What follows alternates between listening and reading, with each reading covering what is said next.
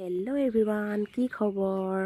আশা কৰোঁ সকলোৰে ভাল আৰু মোৰ ভাল। আজি মোৰ প্ৰথম ইউটিউব চেনেলৰ প্ৰথমটো ব্লগলৈ আপোনালোকক স্বাগতম জনাইছোঁ।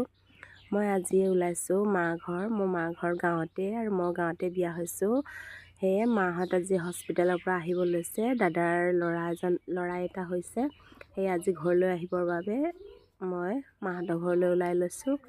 আহি পাই প্ৰথমতে ঘৰ দুৱাৰকেইটা চাফা কৰি লওঁ, যিহেতু মেডিকেলত আছে, ঘৰ দুৱাৰ চাফা কৰিবলৈ মানুহ নাই। সেয়ে মই আগতীয়াকৈ গৈ চফা তফা কৰি ভাত পানী সিজাই আছোঁ, সিহঁত আহিলে ভাত দিম বুলি।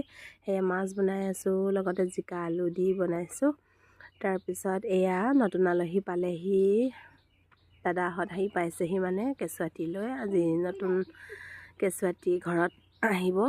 সেয়ে এয়া দাদাকৰ বৰ ফূৰ্তি হৈছে দেই। কেঁচুৱাটিৰ ককায়েক আছে, বাইক